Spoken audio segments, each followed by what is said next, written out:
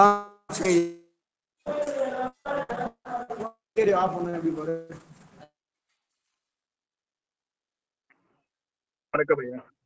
வணக்கம் வணக்கம் வணக்கம் வணக்கம் வணக்கம். எப்பொருள் யார் யாரை கேட்பனும் அப்பொருள் மெய்ப்பொருள் காண்பது அறிவு. எப்பொருள் எத்தன்மையாயினும் அப்பொருள் மெய்ப்பொருள் காண்பது அறிவு. எப்பொருள் யார் யாரை கேட்பனும் அப்பொருள் மெய்ப்பொருள் காண்பது அறிவு. எப்பொருள் எத்தன்மையாயினும் அப்பொருள் மெய்ப்பொருள் காண்பது அறிவு. மனிதனுடைய வணக்கம் வணக்கம் வணக்கம். அவரு ஞானசேகரன் வந்து அவர் கிராமத்துல இருக்கிறனால சரியா எடுக்காது. இதான் என்னுடைய மாணவர் ஞானசேகரன் பாருங்க. அவரு ஒரு கடுமையான சக்கர நோயாளி. என்னது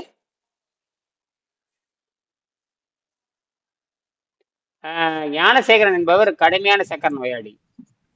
அவர் வந்து அரசாங்க மருத்துவமனையில வந்து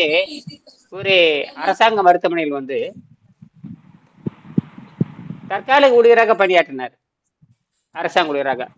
அவர் எல்லா மருத்துவரும் அவருக்கு தெரியும். எங்க அரசு மருத்துவமனையில் ஒரு ஒப்பந்த பணியாளர். அரசாங்க மருத்துவமனையில ஒரு குணசேகரன் அவர் மியூட் பண்ணிக்கலாம். மியூட் பண்ணி தான் இருக்காரு ஞானசேகரன். அப்படி எங்க இருந்து சத்தம் வருது? கரகரன் சத்தம் வருது. யாருது? சந்திரமா நினைக்கிறேன். யாரு கரகரன் சத்தம் வருது? நீங்க கரகரன் சத்தம் வந்து நேரடியா ஒய்ஃபை போட்டிருக்கனால நேர காதுல வந்து அடிக்குது. கவனிங்க. தத்துவ விசாரணை கடுமையா போயிட்டு இருக்கு. தத்துவ விசாரணைங்கிறது மண்டையை புழக்கிறது. என்னது தத்துவ விசாரணைங்கிறது? மண்டையை புழக்கிறது. தெரியுமா உங்களுக்கு? ஆரம்பிச்சு 2 நாள் சூடு பிடிச்சு போயிட்டு இருக்கு. தத்துவ விசாரணைங்கிறது இப்ப இல்ல. இது வந்து தத்துவ விசாரணைங்கிறது இந்தியாவில கடுமையான விவாதங்கள் நடந்திருக்கு. கடைசியில ஜெயிக்கிறது நுரையீரல் தான் ஜெயிக்கும். இதயமெல்லாம் தோத்து போகும். இதயம் உள்ளவங்க கேள்வி இருக்கப்படாது. இனிமேல் நுரையீரல் இருக்காடான்னு கேளுங்க. வித்தியாசமா கேட்கணும். எடுத்து உங்களுக்கு நுரையீரல் வேலை செய்தான்னு கேளுங்க. நுரையீரல் இன்னைக்கு தான் நான் கேள்வி கேட்டேன். நான் பேசுறது கேக்குது இல்ல? கேக்குதுங்க. கேக்குது. Lungs are the pump, heart is வால்வுன்னு போட்டு சார்ஜிபிள் கேட்டா ஒழுக்கமே பதில் எழுதிட்டான். லங்ஸ் இல்லைன்னா ஒண்ணுமே இல்லைன்னு எழுதிட்டான். லங்ஸ் இல்லைன்னா ஒண்ணுமே இல்லடா அப்படின்னு எழுதியிருக்கான். அததான் லங்ஸ் தான் சீவன்னு சொன்னான். லங்ஸ் தான் இறைவன்னு சொன்னான். இதயத்தை யாரும் சொல்லவே இல்லை. மதவாதிகள் மற்றும் இந்த மதவாதிகள் போதை கும்பல் இருக்கிறாங்க இல்லையா? யாரு மதவாதிகள்? இந்த போதை கும்பல், இந்த மயக்கவாதிகள், போலி அன்புவாதிகள். என்னது போலி அன்பு? அழகா இருந்து அன்பு செலுத்துவாங்க. என்னது அழகா இருந்து அன்பு செலுத்துவாங்க? என்னது அழகா இருந்தா அன்பு செலுத்துவாங்க. என்ன அழகு? புடலங்காய் அழகு. அது பொம்பளைக்கு அழகா இருந்தா ரொம்ப அன்பு செலுத்துவாங்க. பொம்பளைக்கு அழகா இருந்தா பள்ளி இழிப்பாங்க. என்னது என்ன திருலோக சேர்ந்தார் பதிலவே காண? ஆமாங்கய்யா. ஆமா, இப்ப எல்லாம் அந்த அழகுல தானே ஓடிட்டு இருக்குங்க. அது எவ்வளவு இந்த உலகமே என்ன சொல்றது, மேக்கப் இண்டஸ்ட்ரி பாத்தீங்கன்னா அதுதான் இப்ப ஒன் ஆஃப் த பியூட்டிஷியன். அந்த இதுதான் நிறைய போயிட்டு இருக்கு இல்லையா? எப்படி அடுத்த லெவலுக்கு பெரிய பிசினஸ் நடக்குதுயா அதை வச்சு. சரி சரி, ரொம்ப புரிஞ்சு. இது இப்ப இல்ல. இது வந்து எப்ப நாட்டிய கூத்து வந்தது அப்பவே நடக்க ஆரம்பிச்சதுல 2000 வருஷமா இருக்கு. எத்தனை வருஷமா? 3000 4000 ஆண்டுகளா இருக்கு. இது பேர் ஒப்பனை கலைன்னு பேரு. என்னது ஒப்பனை கலைன்னு பேரு? ஒப்பனை பியூட்டி பார்லர். அதுதான் பெரிய மார்க்கெட். ஆமா, துபாயில பாத்தீங்கன்னா அவங்க எல்லாம் வந்து அதுல மீறிட்டாங்க. அதெல்லாம் துபாய் அதுல மீறியாச்சு. அதெல்லாம் அந்த காலம். அதெல்லாம் இன்னைக்கெல்லாம் வந்து ஒண்ணுமே கிடையாது. அங்கெல்லாம் வந்து அங்கெல்லாம் ஒண்ணுமே கிடையாது. ஒண்ணுமே கிடையாது. சும்மா ஒரு மதம்ங்கிறது பெயரளவுக்கு தான். மதம்ங்கிறது பெயரளவுக்கு தான். ரைட். எப்படிமா துபாய் வந்து இப்ப இஸ்லாமிக் கண்ட்ரி மாதிரியே கிடையாதுங்க. அது வந்து ஒரு யூனிவர்சல் கண்ட்ரி ஆகிட்டாங்க. எல்லா ரிலீஜியஸ் எல்லா மக்களும் வந்து இது பண்ற மாதிரி ஆயிடுச்சுங்க. நாங்க சாராய கடையே திறந்தாச்சு. மதுபானமே திறந்தாச்சு. சாராய கடை திறந்தாச்சு. அது ரொம்ப வருஷமா இருக்குங்கய்யா துபாயில. சவுதியில தான் திறக்கிறதுக்கு ட்ரை பண்ணிட்டு இருக்காங்க. அது வந்துரு சாராய கடை வந்துட்டு ரொம்ப நல்லதுதான். ரொம்ப நல்லது. சவுதி தான் உள்ளதுலயே ஸ்பிரிச்சுவல் ரிலீஜியஸ் ஸ்பிரிச்சுவல் உள்ள கண்ட்ரியா வச்சிருக்காங்க ஆ ஆ இஸ்லாம் ஆ மார்க்கத்துக்கு. சரி. அங்கேயே வந்து இப்ப நிறைய தப்புகள் நடக்குது. சாராயம் இல்ல சாராயத்தை ஒழிக்கவே முடியாதுங்க. ஈச்சஞ்சாராயம் அவங்க ஈச்சஞ்சாராயம் குடிச்சவங்க தான், ஈச்சங்கல் குடிச்சவங்க தான் அரேபியர்கள்லாம். என்னது ஈச்சங்கல்? நீங்க எப்படி பனமரத்துக்கல்லி தமிழர்கள் வந்து பனமரத்துக்கல்லு குடிச்சு பழகுனாங்களோ அவங்க ஈச்ச மரத்துக்கல்லு குடிப்பாங்க. என்ன கல்லு? ஈச்சம்பழம், ஈச்ச மரத்துக்கல்லு. மரத்துக்கல்லு அற்புதமா இருக்கு, நான் சாப்பிட்டுருக்கேன். ஈச்ச மரத்துக்கல்லு அது மருத்துவத்துக்கு பயன்படும். மருத்துவத்துக்கு அது பேரு பழக்காடின்னு பேரு. இதெல்லாம் எப்படி இருக்கட்டும், நம்ம கல் இருக்கு இல்லையா, சாதாரண பனைமரத்து கல் வந்து சாதாரண பனைமரத்து கல் இருக்கு இல்லையா, அதை வந்து இரும்பு தூள் இருக்கு இல்லையா, இரும்பை வந்து ஊற போடுவாங்க, இரும்பு துகளை. அது வந்து சீட்டம் செய்வதற்கு, பசுவம் செந்துரம் செய்யறதுக்கு அறிவாளிகள் என்ன பண்ணுவானுங்கன்னா அந்த கல்லில் ஊற வைப்பாங்க. அது அசிடிட்டி இருக்கிறதுனால அரிச்சு எடுத்து ஃபெர்மெண்டேஷன் பண்ணி ஆக்சிடேஷன் பண்ணும். அற்புதமான கண்டுபிடிப்புலாம் கண்டுபிடிச்சாங்க சித்தர்கள். சரி, அதெல்லாம் இருக்கட்டும். இப்போ நம்ம தத்துவ விசாரணைக்கு வருவோம். சரியா? ம் மத்தியானம் என்ன தத்துவ விசாரணை பண்ணீங்க? அந்த 22வது பாடத்தில் வந்து படிச்சீங்க. நல்லவை யாவும் தீயவாம், தீயவும் நல்லவாம், செல்வம் செய்யிருக்கு. நல்லவை எல்லாம் தீயவாம், தீயவும் செல்வம் செய்யிருக்கு. கனிமொழி எப்படி இருக்கு? தொண்டை புண்ணு எப்படி இருக்கு? கருப்பட்டி சாப்பிட்டீங்களா? சொல்லுங்க, அப்பயே பதிவு பண்ணுங்க. கருப்பட்டி சாப்பிட்டீங்க. அவங்க பாருங்க, கருப்பட்டி தொண்டை கடுமையான தொண்டை புண்ணு, சளி கிளி எல்லாம் வந்து மாட்டிருச்சு. அசிடிட்டி அதிகமாயிடுச்சு, பித்தம் ஆயிடுச்சு, இப்போ எல்லாம் அதிகமாயிடுச்சு. இப்போ ஓரளவுக்கு 2 நாளா காய்ச்சல் எல்லாம் போயிடுச்சு. காய்ச்சல் போயிடுச்சா கனிமொழி? ஆமாங்க சார். எப்படி இருக்கு? காய்ச்சல் போயிடுச்சு. தொண்டை வலி கூடிடுச்சுக்கா குறைஞ்சி இருக்குதா? இப்ப கொஞ்சம் பெட்டரா இருக்குங்க சார். நான் உங்களுக்கு மத்தியானம் நீங்க சொன்னீங்க இல்லையா, அதுக்கப்புறம் அதே மாதிரிதான் பண்ணிட்டு இருக்கேன். குரல் நல்லா இருக்கு, குரல் நல்லா இருக்கு, உங்க பேச்சே நல்லா இருக்கு. ஆமாங்க சார். எப்படி பேச்சு எப்படி நல்லா இருக்கு? ஆக்சிஜன் அதிகமாயிடுச்சு, பேச்சு நல்லா இருக்கு, உயிர் அதிகமாயிடுச்சு, உயிர் சத்து அதிகமாயிடுச்சு, ஆக்சிஜன் அதாவது ஆக்சைடு அதிகமாயிடுச்சு, எல்லாமே அதிகமாயிடுச்சு உங்களோட உடம்புல. நல்லதெல்லாம் அதிகமாயிடுச்சு, நல்லதெல்லாம் அதிகமாயிடுச்சு, கெட்டதெல்லாம் கழியுதா இல்லையா? ஆமாங்க சார். அது எப்படி? எந்த ஜீபூபாவா? அதெல்லாம் உடம்புல அது ஜீபூபா நடக்குதா? இதெல்லாம் இயற்கை தான், இயற்கை சட்டத்தை உணர்ந்தாச்சு. ஏன்னா நமக்கு வந்து ஜீரநீர் சுரந்தாலே மரணம் நிச்சயம். என்னது? ஜீரண நீர் சுரந்தால் மரணம் நிச்சயம். அதுல இருந்து யாரும் மாறக்கூடாது. அதுல இருந்து அந்த வாயில வைக்கும் பொழுது ஜீரநீர் சுரந்தா மரணம் நிச்சயம். அது மாமனா இருந்தாலும், மச்சானா இருந்தாலும், பிள்ளையா இருந்தாலும் என்ன நினைப்பு வரணும்? ஜீரண நீர் சுரக்க கூடாது. என்ன நினைப்பு வரணும்? என்ன வாக்கியம் வரணும்? சுரந்தால் மரணம் நிச்சயம். அப்படியே இதுதான் தாரக மந்திரம். என்னது? இதுதான் தாரகமா. அது மாமானாவது மச்சானாவது. என்னது? ஜீரநீர் சுரந்தாலே வந்து அது மரணத்தை இட்டு செல்லும். அதுக்கு இந்த பதவி கிதவி உங்களுடைய தத்துவம் எல்லாம் தூக்கி எறியப்படும். கடைசியில ஐயோ ஐயோன்னு கத்தக்கூடாது. ஐயோ மாமன் கொடுத்தான், மச்சான் கொடுத்தான், அவன் கொடுத்தது சரியில்லை, நீ எதுக்கு அடிமையான நீ மாவன, அன்புக்கு நான் அடிமை, அந்த வேலையில இருக்கப்படாது. அன்பாவது அவளை தூக்கி ஓரம் கட்டிடணும். ஆரோக்கியத்துக்கு முன்னால் அன்பு செல்லாது, ஆரோக்கியத்துக்கு முன்பாக அன்பு செல்லாது. அந்த அன்பின்பால் நம்ம ஆரோக்கியத்தை எடுத்துட்டு வரலாம்னு சொல்லலாம். அதுக்கப்புறம் அவங்களுடைய அறிவை கொண்டு அதை சிந்திச்சு செயல்படணும் எல்லாருமே. அதனால எங்க போனாலும் வாயை மூடிட்டு வந்துடணும். என்னது சொல்லுவோம், சொல்லி பார்ப்போம். வாயை மூடிட்டு வந்துட்டீங்கன்னா தப்பிச்சீங்க, வாயை திறந்தீங்கன்னா போட்டுருவீங்க, அவ்வளவுதான். போட்டுரும், பாம்பு போட்டுரும். நம்ம வாயை சொல்றீங்களா? ஆமா ஆமா. ஊர் வாய் மூட முடியாது, நம்ம வாயை வேணா நம்ம மூடிக்கலாம். அதுதான் சொல்றேன், அதுதான் உங்க வாயை நீங்க மூடிக்கீங்க, இல்லாட்டினா பாம்பு போட்டு எரிஞ்சிரு. ஸ்னேக் பாபு, ஸ்னேக் பாபும்பா. என்ன ஸ்னேக் பாபு? ஆமா, ஸ்னேக் பாபு அப்படிங்கிற மாதிரி அந்த ஸ்னேக் உள்ள போட்டுரும். அதாவது எல்லாமே ஆபத்து தான். அதனால வள்ளுவரே சொன்னாரு, அப்படி ஏதாவது அன்புக்கு போட்டு எரிஞ்சிட்டீங்கன்னா வம்புதான் அப்படின்னாரு. அதாவது நீ அன்புக்காக விஷத்தை அருந்தலாம், ஆனால் அன்புக்காக விஷத்தை அருந்துறீங்கன்னா அது தொடைத்து எறிய தெரிய வேண்டும், தொடைத்து எறிய தெரிய வேண்டும். என்னது? அன்புக்காக தொடைத்தெறிய தெரியலன்னா புத்தர் கடைசி காலத்துல புத்தர் கடைசி காலத்துல அவர் மாணவருடைய அந்த பன்றி இறைச்சியை சாப்பிட்டு, வணக்கமா, பன்றி இறைச்சியை சாப்பிட்டு, வணக்கம் ஐயா. அருமையா, நல்ல, ரொம்ப நல்லது. மணி என்ன மணி? காலையில மணி பாங்க 9:30 இருக்குமே.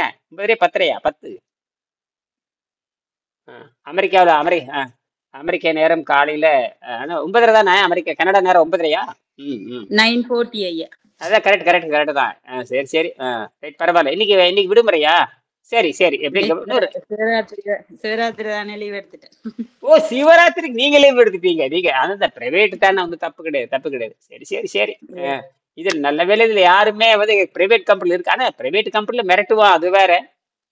இருந்தாலும் அரசு ஊழியர் என்பது வேற, பிரைவேட் என்பது வேற. அரசு ஊழியர்னா இஷ்டத்துக்கு ஏமாத்திட்டு இருக்கலாம். ஆனா வெளிநாட்டில் இருக்கிற அரசு ஊழியர்கள் அப்படி ஏமாத்துறதுக்கு வாய்ப்பு இருக்கா? போகாமையே கையெழுத்து இங்கெல்லாம் அப்படி இல்ல. போகாமையே கையெழுத்து போடுறது, ஆளை வச்சு கையெழுத்து போடுறது, அதெல்லாம் சாத்தியம். இங்க அங்க இன்னும் ரொம்ப ஸ்ட்ரிக்ட். பிரைவேட்டோட அங்க வந்து அந்த செக்டர் தான் இன்னும் ஸ்ட்ரிக்ட்டா இருக்கும். பயோமெட்ரிக் சிஸ்டம் மக்கள் வரலன்னா அவ்வளவுதான், முடிஞ்சு போச்சு. வாட்ச் பண்ணிடுவாங்க. வளைகுடா நாட்டுல எல்லாம் பண்ணலாம், ஒன்றும் பிரச்சனை கிடையாது. அதான் பயோமெட்ரிக் இருந்தா கூட பண்றாங்க. ஆமா. சரி சரி சரி. இப்ப நம்ம அந்த 22வது பாடத்தை மறுபடியும் படிக்கலாம். இந்த 22வது பாடத்தை படிங்க. யார் படிக்கலாங்க? ரஜினி, நீங்க படிங்க. 22வது பாடத்தை படிங்க. ஐயா, நீங்க வந்து புத்தர் அவங்க மாணவர் பன்றிக்கரை பத்தி பேச வந்தீங்க. அதான் அது என்ன பண்ணாருன்னா, அவர் வந்து கடுமை காட்டுல வேட்டையாடிட்டு வர்றாரு. வேட்டையாடிட்டு வந்து ஒரு பன்றி, காட்டு பன்றி வேட்டையாடிட்டு வந்து தன்னுடைய அன்பின் காரணமாக குருவுக்கு கொடுக்குறாரு, ஆசிரியர் கொடுக்குறாரு. அவர் அன்பின் காரணமாக தவத்தை விட்டுட்டாரு. விட்டனே சாப்பிடுறாரு, இறைச்சி சாப்பிட்றாரு, ஆளை கொண்டு போடுச்சு. அவர் சொல்றாரு, இது நல்லது, அது நல்லது, இது நல்லது, காலு வந்து காலுக்கு நல்லது, இதயம் வந்து இதயத்துக்கு நல்லது, பன்றி கால் வந்து உங்க ஆளுக்கு நல்லது, பன்றி இதயம் வந்து உங்க இதயத்துக்கு நல்லது. அவர் சொல்றது ஆமான்னு தின்னுட்டாரு. தின்னா யமன் உள்ள வந்து வேட்டையாடிடுச்சு. கடைசி விருந்து முடிஞ்சு போச்சு. கடைசி விருந்து ஆளை கொண்டுருச்சு. அப்ப அன்பின் காரணமாக தவத்தை விட்டு விட்டார். அன்பின் காரணமாக அவர் அதை தெரிஞ்சேதான் சாப்பிட்டாருங்களா? சாப்பிட்டாரா? தெரியாம அன்புக்காக சாக்லேட் கொடுத்து நீங்க மாட்டிக்கிற மாதிரி அன்புக்காக இறைச்சி தின்னாரு. கடைசி யமனாக மாறி விட்டது. அவ்வளவுதான், முடிஞ்சு போச்சு கதை. அவர் சொல்லிட்டாரு, முடிஞ்சு வந்தது போதும் என்ற வேலை முடிஞ்சு. சொல்லுங்க. புத்தருக்கு எந்த நிலைமை நாங்கள அதோ கதிதான். புத்தருக்கு இந்த நிலையில நம்மள யாருங்க? செத்தர். வாய மூடுறது. நம்ம தான் அவங்கள விட மேற்கொண்டு நாம பகுத்தறிவை பத்தி சிந்திக்கிறவங்க. நமக்கு அன்புங்கிற பேச்சுக்கு இடமே இல்லை. இங்கெல்லாம் அறிவுங்கிற பேச்சுக்கு தான் இடம். என்னது? அறிவால் அறிக. அறிவின் படியும் தான் செல்ல முடியும், தவிர அன்பின் விலக செல்ல முடியாது. ஆனா அன்பு என்பது வேற. உலகத்தை நேசிக்கிறது என்பது அன்பு. என்னது? உலகத்தை நேசிக்கிறது அன்பே தவிர ஒரு தனிப்பட்ட மனிதன் நேசிக்கிறது என்பது வேறு. உலகத்தை நேசிக்க வேண்டும். எப்படி? அது அன்பின் படியது உயிர் நிலைங்கிறார். ஒரு உயிரை கொலை செய்யறது என்பது ஏற்றுக்கொள்ள முடியாது. ஒரு உயிரை கொலை செய்வது என்பது வேறு.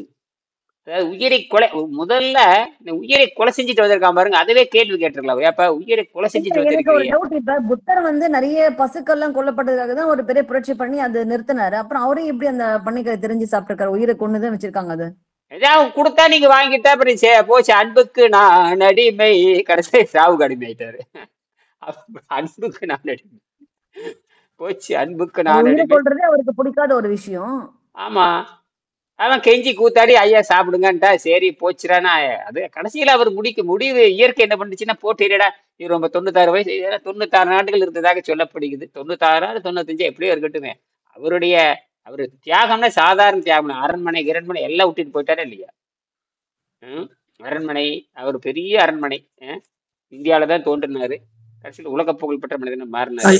இவ்வளவு பெரிய ஞானம் உடையவர் ஒரு அல்ப விஷயத்துக்காக உயிரை விட்டாரு. அதுதான் அன்பு. எல்லாத்தையும் விட்டுட்டு ரொம்ப டிபேட்டபிள் தான். அத சிலவங்க சாப்பிட்டாங்கன்னு சொல்றாங்க, சிலவங்க சாப்பிடலன்னு சொல்றாங்க. அதுலயே பாத்தீங்கன்னா பலதரப்பட்ட கறியை வந்து சாப்பிட்டாருன்னு சொல்றாங்க. கெட்டு போச்சு, அது கெட்டு போன கறியை வச்சு சாப்பிட்டாருன்னு. அது எதுவோ இருந்துட்டு போடுங்க. நமக்கு தேவை விஷய கறி சாப்பிட்டா நம்ம யமன் கெட்டின்னு தெரிஞ்சுக்க வேண்டியது. அவர் சாப்பிட்டா என்ன, சாப்பிட்டாட்டுன்னு இருந்தா என்ன நமக்கு தெரியாது. ஏங்க 2500 சாப்பிடலன்னு சொல்றாங்க, சிலர் வந்து சாப்பிடலன்னு சொல்றாங்க.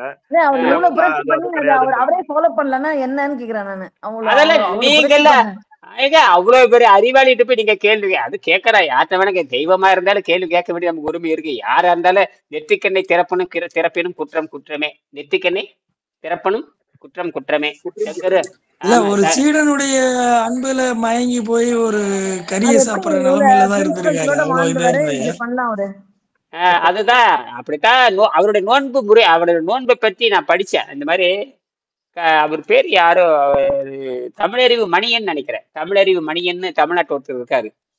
அவர் வந்து நல்ல நுட்பமாவும் பேசுவார். கடைசியில அரசியல சேர்ந்து கடைசியில ஏதோ நாசமா போயிட்டாருன்னு நினைக்கிறேன். பாவம், நல்ல மனிதர், அரசியல்வாதி தமிழறிவு மணியன், நல்ல சிந்தனையாளர். நான் நேர்ல பாத்திருக்கேன், கோபிக்கெல்லாம் வந்திருக்காரு.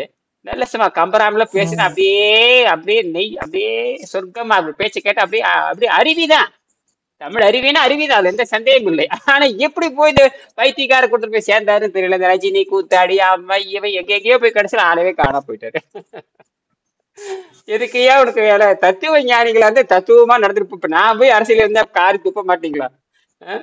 என்னடா கரும முடிஞ்ச நல்ல ஞானி, நல்ல அறிவாளி. கடைசியில என்னென்னமோ அவர் ஒரு கட்டுரை எழுதியிருந்தார். அதெல்லாம் அவர் போய் நல்ல அறிவாளி, அது வேற. ஆனா சேரிட மருந்து சேர், என்னது சேரிட மருந்து சேர், சாக்கடைக்கு போனீங்கன்னா அவ்வளவுதான். கூத்தாடிக்கு பின்னாடி முதல்ல போடாம எவனா இருந்தாத்தே என்ன? கூத்தாடிக்கு என்னங்க? கூத்தாடிட்டு கோடிக்கணக்கில் பணம் இருக்கு. நீ உழைச்சி சம்பாரிச்சியா? உடம்பை காட்டி சம்பாரிச்சு வந்தானே நீங்க எல்லாம். நம்ம நாட்டை என்ன கஷ்டப்படணும்னு கேட்கணும். கூத்துக்கு மயங்கிறதான வழக்கம். கூத்துக்கு மயங்கள். கூத்து என்பது அறிவை கொடுக்க வேண்டுமே தவிர கூத்து என்பது அறிவை கூத்து என்பது அழிக்க கூடாது. கூத்துன்னு இன்னொரு அர்த்தம் இருக்கு தெரியுமா? கூத்துனா ஏமன்னு அர்த்தம். என்னது? இன்னைக்கு படிச்சோங்கய்யா, கூற்று அப்படின்ற சொல்லுக்கு அப்ப கூத்தாடினா இருங்க. அப்ப கூத்தாடி நம்பனா யமலோகம் போலான்னு கெட்டி அர்த்தம். கூத்தாடி நம்பனா நீ யமலோகம் தான் மவன, முடிஞ்சு போச்சு. அப்ப தமிழ்நாட்டுல எவனும் கூத்தாடியோ அவனெல்லாம் எங்க கூட்டிட்டு போறான்? யமலோகத்துக்கு கூட்டிட்டு போறான்னு அர்த்தம். பொழுதுபோக்கு தானே, பொழுது போக்குறது தானே அது. அதுதாங்க வேற. அவனுக்கு என்னங்க தெரியும்? சமூகத்து அக்கறை இருக்குமா? என்னது? ஒரு கூத்தாடிக்கு என்ன தெரியும்? அவன் வயிற்று புழப்புக்காக வந்தவன் தானே. என்ன பெரிய தேச தியாகிங்களான்னு கேட்கறேன். அப்படியே பிச்சைக்காரனா வந்து தேச தியாகியான்னு கேட்கறேன். காந்திய மாதிரி, காமராசர் மாதிரி, இல்ல பெரியார் மாதிரியோ அல்லது அண்ணா மாதிரியோ யாரோ ஒருத்தர் 10 வயசு இருந்து அப்படியே பிச்சைக்காரனா இருந்து ஓடி ஓடி ஓடி ஓடி மக்களை போய் சந்திச்சு இது கூத்தாடுல ஆக்ட் பண்ண. இடுப்பை காட்ட வேண்டியது, அதை தொடையை காட்ட வேண்டியது, இடுப்பை காட்ட வேண்டியது, பொம்பளை கட்டி பிடிச்சா முடிஞ்சு போச்சு. என்னது? பொம்பளைய கட்டிப்பட்டி பிடிச்சி இவனுக்கு அதான தேவை. நம்ம எனக்கு போதை கும்பலுக்கு என்னங்க தேவை? வெளிநாட்டுக்காரன் என்ன? வெளிநாட்டுக்காரர் என்ன பண்றான்? போதை அடிச்சுட்டு பொம்பளையில ஆட விடுறதான வேலை. இதுதானே நடக்குது. உலகமே அப்படிதான் நடக்குது. கேசினோல என்ன நடக்குது? கேசினோல ஆமா, அதைத்தான் இங்க கொண்டு வைக்க, அதைத்தான் இங்க வைக்கிறீங்க. அது ஒண்ணு எல்லாமே இப்படித்தான், புரியுதுங்களா? அப்ப இங்கதான் வந்து இயற்கை என்ன பண்ணுது? இதுக்கெல்லாம் காரணம் தீய சக்தி வேற. இது வந்து எப்படின்னு கேட்டீங்கன்னா ஆதியிலேயே சரி செய்யப்பட வேண்டும். என்னது? ஸ்டார்டிங்லயே முடிக்கோட வளர்ந்து விட்டதுக்கு ஒண்ணும் பண்ண முடியாது. பாத்தீங்கன்னா அப்ப நாம என்ன பண்ணணும் தெரியுமா? இங்கதான் தனிமனித ஒழுக்கத்தை பேணணும். இங்கதான் தனிமனித நீண்ட கால நம்ம தொலைநோக்கி திட்டம் என்பது வேறு, இன்றைய திட்டம் என்பது வேறு. தொலைநோக்கி திட்டத்தை சிந்திப்பவன் ஞானி, இன்றைய பிரச்சனை மட்டும் பேசுறவன் அஞ்ஞானி. நாம தொலைநோக்கி பார்வை. நாம வந்து எப்படின்னா விண்வெளிக்கு போறோம், தொலைநோக்கி போறோம், புதிய கண்டுபிடிப்பு போறோம், உலகத்துக்கு மாத்தோம் நாம நினைக்கிறோம். இதுதான் தொலைநோக்கு பார்வை. இது இன்னைக்கு இது சிறுசா இருக்கலாம். இன்னைக்கு போட்ட வேலை வந்து பயங்கரமா பரவும். பாருங்க, இன்னொரு 10 வருஷம் கழிச்சு பாருங்க, எல்லாரும் வாத்தியார் ஆயிட்டீங்கன்னா அவ்வளவுதான், முடிஞ்சு போச்சு. இந்த மாதிரி பொறுத்தர இப்படி அவர் பேரு ஞானசேகரனா இப்பதான் வந்திருக்காரு. வாயான்னு சொல்லுன்னு சொல்லி ஒரு கிராமத்துல இருந்து எத்தனை அவர் சக்கரை நோய் நல்லது பண்ணியிருக்கான். அவரை என்ன நோய்? சக்கரை நோய் நல்லது பண்ணியிருக்கான். அவரை நீங்க சக்கரை நோய் சொல்றீங்க. அவர் ரிப்போர்ட்டே வச்சிருக்காரு. அவர் தான் ஜெர்மனிக்கு முதல்ல அனுப்பிச்சாரு. ஜெர்மனிக்கு அவர் ஒரு சாதாரண ஏழை, ஒரு பெரிய பணக்காரன் கிடையாது. 2700 செலவு பண்ணி அவர் அனுப்பிச்சாரு. எங்க ஜெர்மனிக்கு போயிட்டு வந்துருச்சு, திருப்பி வந்துருச்சு. இன்னும் கவலைப்படாதீங்கன்றானு. ஒண்ணு நீ கவலைப்படாத, நான் பாத்துக்கிறேன். அதே மாதிரி நேர்ல நானே போயிட்டேன். ஒண்ணு நீ கவலைப்படாத, என்ன நேர ஜெர்மனிக்காரனை சந்திச்சு எல்லாத்துக்கும் புத்தகம் கொடுத்துட்டு வந்தேன். அப்ப எனக்கு மன நிறைவு. இதுல தோல்விங்கிற இனி எனக்கு தோல்விங்கிற பேச்சுக்கே இடமில்லை. இனி எனக்கு தோல்வின்ற பேச்சுக்கே இடமில்லை. எதுக்கு தோல்வி? தோல்வி வெற்றி நம்ம கையிலே இருக்கு. முயற்சி தான், அவ்வளவுதான். ஏன் ஞானசேகரன் அப்படித்தானே? ஞானசேகரன் ரைட், ஓகே, சரி. இப்ப 22 ஆமா, அவ்வளவுதான். அங்க சரியா, அது கிராமம், ரொம்ப குக்கிராமம். அங்க லைனே எடுக்காது. இந்த பேசுறது கவனிக்க வந்து பாருங்க, என்ன பேசுறேன்னு பாருங்க. உலகமெல்லாம் போயிட்டு இருக்குது, இல்ல பாருங்க, என்ன உலகமெல்லாம் போயிட்டு இருக்குதுன்னு சொன்னேன். நிறைய மாடல் வந்துட்டாங்க, வெளிநாட்டு மாடல் வந்துருக்காங்க, வந்து பாருங்க அப்படின்னு சொன்னாங்க. இப்பதான் வந்திருக்காரு. இப்பதான் எனக்கு கூகுள்ல போலாமாங்க. அடைய கூகுள்ல வந்து நான் 2 மாசம் ஆச்சியான்னு சொல்லி சத்தம் போட்டு வாயான்னு சொல்லி அந்த அறியாமைங்கிறது சாதாரண விஷயம் இல்லை. அறியாமைங்கிறது நீங்க அறியாமைங்க இப்ப எனக்கு மட்டும் அறியாம இல்லையா? என்னடா கருமம், இந்த கூகுள் மட்டும் எப்பவே ஆரம்பிச்சிருக்க வேண்டியது. ஆனா கொஞ்சம் கூட இது நான் கொஞ்சம் கூட மண்டையில ஏறவே இல்லை, கொஞ்சம் கூட அது வரவே இல்லை. ஆமா ஆமா, அப்புறம் தான் பிடிச்சி எல்லாத்தையும் இழுத்தேன். சரி, சொந்த கதை பேசுறதை விட ஏன்னா எல்லாம் இது தொடர்புடையதாக இருக்கிறது. ஏன்னா ஒரு கருத்தை வந்து புரிஞ்சுக்கிட்டு அந்த ஊடகத்தை பயன்படுத்தல நான் தான் குற்றவாளி. ஐயா ஞானசேகரன் ஐயா ரிகவரி ஆயிட்டாருங்களா ஐயா? அது ரிகவர் ஆகி 6 மாசம் ஆச்சு. அவர் ரிகவர் ஆகி நல்லா போச்சு. அவர் மூஞ்சி பாத்துங்க சக்கரவாயாலி மாதிரி தெரியுது. அவர் டயட்ல தான் இருக்காரு, பார்த்தா தெரியவே தெரியாது. கிழங்கு மாதிரி இருக்காரு பாருங்க. என்னது உருட்டி வச்ச கிழங்கு மாதிரி இருக்காரு பாரு, அவர் டயட்ல தான் இருக்காரு. பட்டை போட்டு இன்னைக்கு பட்டை போடல, டே பட்டை போட்டு வராது. பட்டை போடல திருமன் போடுவாரு. அதுதான் சொன்னேன். நீ வள்ளுவர் பரவாயில்ல பரவாயில்ல, நல்ல வேலை நான் சொன்னேன். இதெல்லாம் வந்து நீங்க தொழிலுக்கு வச்சுக்கங்க. நாம் சித்தர்கள் கொள்கை நீட்டலும் அழித்தலும் வேண்டாம், உலகம் பழித்தது ஒழித்துவிடும் சொன்னேன். நீட்டலும் அழித்தலும் வேண்டாம், பட்டையும் கொட்டையும் போடாத. நாம வந்து சித்தர்கள், நம்மளை யாரும் அடையாளம் காணக்கூடாது, நம்ம எல்லாத்தோட கலந்துரும்னு சொன்னேன். நம்மளை யாரும் அடையாளம் காணக்கூடாது. என்னது ஏதோ சிவராத்திரிக்காக கோயிலுக்கு போனேன், அப்படி போய் போட்டுட்டு ஆடிக்கு ஒரு வாட்டி அம்மாவாசை வரைக்கும் போலாம்ல, என்ஜாய் பண்றது பாக்குறது, அவ்வளவுதான். மாதிரி நம்மளை யாருமே அடையாளம், அதாவது நம்ம அடையாளம் மற்றவர்களாகவே இருந்து கூட திருத்தணும். இந்த பால் நெற்றின்னு ஒரு கான்செப்ட் இருக்குல்ல, நெற்றி பால் நெற்றி அப்படின்றாங்கல்ல. ஆமா ஆமா ஆமா ஆமா ஆமா ஆமா. திருநீர் அது ஆறு இல்ல அழகு பால், ஊர் இல்ல திருநீர் இல்லாத அழகு பால்னு சொல்லுவாங்க. ஆறு இல்ல அழகு பால், திருநீர் இல்லாத நெற்றி பாலும்பாங்க. ஐயங்க இதெல்லாம் அறிவை பத்தி பேசுவதுங்க. வேற இருக்கிற பட்டையை போறது பத்தி எல்லாம் கிடையாது, அறிவை பற்றி பேசுவது. என்னது அறிவை பற்றி பேசுவது? ஆமா, செல்வங்களை பற்றி பேசுவது, வெறுமனே வெளிவேசத்தை பற்றி பேசுவதல்ல. புரியுதா? இப்படியெல்லாம் வந்து அது வந்து பார்த்தீங்கன்னா மேலோட்டமாக பொருள் எடுத்து பார்க்கறது என்பது வேறு, ஆழமாக பொருள் எடுத்து பார்க்கறது என்பது. உண்மையாலுமே திருநீர் என்பது அவசரத்துக்கு பார்த்தீங்கன்னா நீங்க அந்த வயிற்றுல ஏதாவது பிரச்சனை இருந்தால் கொஞ்சோன்னு சாப்பிட்டா, சாம்பல் சாப்பிட்றாங்க இல்லையா, அதுதான் அது. பெண்கள் வந்து பார்த்தீங்கன்னா வயிற்றுக்கு எதாவது கஷ்டமா இருந்தால் சரி கொஞ்சம் சாம்பல் சாப்பிடாது, ஒன்றும் இல்லை. அது வந்து பொட்டாசியம், அது பொட்டாசியம் பூரா அந்த மாட்டு சாணத்தை சுட்டு எடுக்கிறப்ப பொட்டாசியம் வரும், பாஸ்பரஸ் பொட்டாசியமாக வரும். அது வந்து கொஞ்சம் ஏதாவது பிரச்சனை தான் நீங்கும், நல்ல மனமாக இருக்கும். சரியா? அது ஒரு சாம்பல், அது ஒரு அருமையான ஆக்சைடு, அது பொட்டாசியம் ஆக்சைடு தான். அது மாட்டுச்சாணம் நைட்ரிக் ஆக்சைடு எல்லாம் சேர்ந்ததுதான் ஒரு சாம்பல். அந்த சாம்பலை பூசினால் வயிற்றுவலி நல்லாகும். அந்த காலத்துல வயிற்று நல்லா இருக்கலாம், இன்னைக்கு கண்டதை தின்றுக்கிறேன். எப்படிங்க வயிற்று? அன்னைக்கு அந்த காலத்துல வந்து ஒரு பேர் என்ன திருவாசகர் மணிவாசகர் பெருமாள் ஏதாவது திருநீர் கொடுத்தாருன்னா அன்னைக்கு உணவு பழக்கமே இல்லாதவன் ஏதாவது ஒண்ணு தின்னுருப்பா மாற்றிருப்பான். இன்னைக்கு திங்கிறது பூரா அருவருப்பான உணவு. கடவுளே கொண்டு வந்து திருநீர் கொடுத்தா வயிற்றுவலி நல்லாகாது. அந்த அளவுக்கு எடுத்து வச்சிருக்கிறேன். அப்படித்தானே குணசேகர்?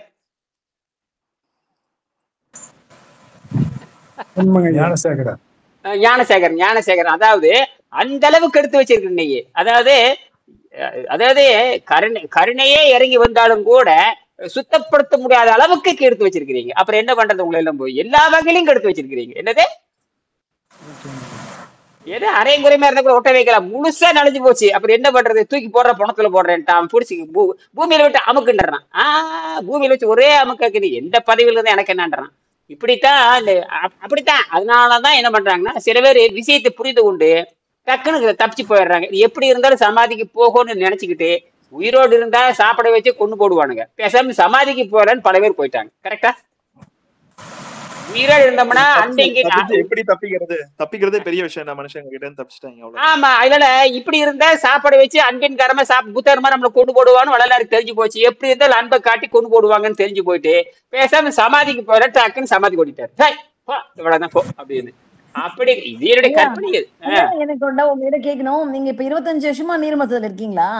ஆமா. நீங்க நினைச்ச எப்ப சமாதிக்கு போலாமா? இப்பவே கிளம்பலாமே, கிளம்பிட்டு அவ்வளவு இப்பவே கிளம்பலாமே. இப்பவே கிளம்பிடு. யார் எடுக்கிறது? அப்புறம் யாரே அது போறது பத்தி இல்ல, அது எப்ப போய் உட்கார்ந்து மூச்சு போயிடுச்சு உள்ள அடக்கி அடிச்சோம்னா டபாக்குன்னு சுத்தமா இருக்கிறா டபக்குன்னு பிரிஞ்சு போச்சுன்னா அவ்வளவுதான். ஐயா அன்னைக்கே சொல்லிட்டாரு அணுவா மாறிடலாம் அப்படின்னு. அதாவது வெறும் வேக்யூம் தானே இருக்கும். ஆமா, வேக்யூம் தானே இருக்கும். இப்ப வேணும்னே உடம்ப பிடிச்சு வச்சிட்டு இருப்பாங்க சிலவங்க எல்லாம். நானும் கேள்விப்பட்டிருக்கேன், உடம்ப வேணும்னே பிடிச்சு வச்சிருப்பாங்க. ஏதோ ஒரு பந்தம் புரிஞ்சுக்கிறதா? இருக்கணும்ன்றது. இப்ப நம்ம கிட்ட ஃபீஸ் வாங்குறதோ எதனா ஒரு பந்தம் வேணும் இல்லையா நமக்கு? ஐயோ ஏ ஃபீஸ் கட்டியிருக்கு, அதான் சொன்னார்ல நேத்து. ஆமா, இன்னைக்கு பாரு ஒருத்தர் 5000 போட்டுறாரு, 9000 போட்டிருக்காரு. ஒரு 5000 நீ 5000 போட்டு விட்டாரு, இன்னொருத்தர் 9000 போட்டு விட்டாரு. உங்களோட லட்சியம் என்ன? உங்களோட லட்சியம் என்ன? விண்வெளியிலே குடியேறி திருமணம் பண்ணி விண்வெளியிலே குடியேறி பண்ணி விவசாயம் பண்ணி அனைவருக்கும் திருமணம் பண்ணி வைப்பது அந்த விஷயமே. விண்வெளியிலே எங்க குடியேறி அங்கயா? ஆமா, அங்க விண்வெளியிலே குடியேறி உடம்ப இந்த விண்வெளியில பிசிக்கல் பாடியிலேயே போட சொல்றாரு. இந்த பிசிக்கல் பாடியிலேயே அவர் அங்க குடியேறணும். அங்க வீடு கட்டி இல்ல வாழ்றதா வீடு. அவரு வந்து வெங்கடேசன் ஐயா வந்து நிறைய அந்த கிராவிட்டி வீல் அதெல்லாம் பண்ணோன்றாரு. அப்பயே 600 கோடிக்கு 100 தேவைன்றாரு. இப்ப வேற 850 கோடி ஆயிட்டோம். ஆமா, அதெல்லாம் அதுக்குதான் யார் தயார் பண்றது? நான் இனி என்ன தயார் பண்ணணும். நிறைய பக்கம். சரி ஐயா பண்ணுங்க. ஒரு என்ன நான் தான் செய்யணும். அப்புறம் நீ அதை உங்களுக்கு தான் செய்ய சொல்லணும். ஒரு சின்ன சாம்பிள் செய்யணும் முடிச்சுட்டு கொண்டிருக்கிறீங்க. ஒரு 10 பைசாக்கு சாம்பிள் செஞ்சோம்னா ஒரு 10 பைசாக்கு சாம்பிள் செய்யுங்க. ஒரு செம்பு கம்பி வச்சு ஒரு அலுமினி கம்பி வச்சு பாருங்கன்னா திருன்னு முடிச்சுக்கிட்டு இருந்தா என்ன அர்த்தம்? இல்லையா? நீங்களே என்ன இந்த இப்ப நீங்களே எப்படின்னா தோல் இருக்கு சொல்ல முடியுங்க மாதிரிதான். தோல் இருக்க சொல்ல முடியும் மாதிரி சொல்ல மட்டும்தான் வேணும், தோலெல்லாம் எங்களுக்கு நீங்க தேவையில்லைங்கிற கிராவிட்டி மாதிரி. வீல்லாம் பண்ணுவீங்க, அதுவும் நாங்க தயார் பண்ணிக்கிறோம். அது பண்ணலாம். அதுக்கு நீ இதை பண்ணி பார்க்கலாம். இது வந்து எலக்ட்ரிசிட்டி வருமா இல்லையாங்கிறது இது வரைக்கும் யாரும் எடுத்தது இல்ல. நீங்க வந்து உங்க நண்பர்கிட்ட சொல்ல ஏன்னா இது 4 பேர் சேர்ந்து செஞ்சிடலாம். ஒன்னும் பெரிய நான் சொல்றது எப்படின்னா எலக்ட்ரிசிட்டி தான் நமக்கு தேவை. எலக்ட்ரிசிட்டிங்கிறது நீங்க இப்போ இதுல பண்ணி பொதுவாகவே வந்து நீர்ல இருந்து மின்சாரம் எடுக்கிற ஒரு இது இருக்கு இல்லையா? இப்போ நீர் மின்சாரம் இருக்குதானே? நீர் மின்சாரம் வேற, நீர் மின்சாரம் என்பது வேறு, நீரை வச்சு எடுக்கிறது என்பது. நீர் வந்து மேல இருந்து கீழே வருது, ஈர்ப்பூசியில வர்றது என்பது வேறு. இது அப்படி இல்லை. தண்ணீரை எரிபொருளாக கொண்டு வருவது என்னது? தண்ணீரை எரிபொருளாக. அது தண்ணீர் எப்படி petrol is a fuel, diesel is a fuel, அந்த மாதிரி water as a fuel in future. அதான் விஷயம். Water as a fuel in future.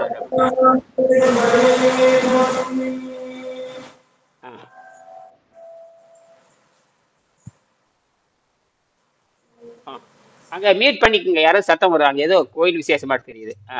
சரி, அதனால ஆக இங்க எது சத்தம் வந்துகிட்டே இருக்கு, ஒன்றும் பேச முடியல என்னால. எங்க அந்த சத்தம் வருதுன்னு தெரியும் நமக்கு. 22ஆம் பாடம்.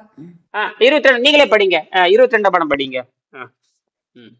எங்கிட்ட இப்ப புக் இல்ல, நான் வேற வீட்டுல இருக்கேன். வீட்டுல இருக்கேன். பரவாயில்ல.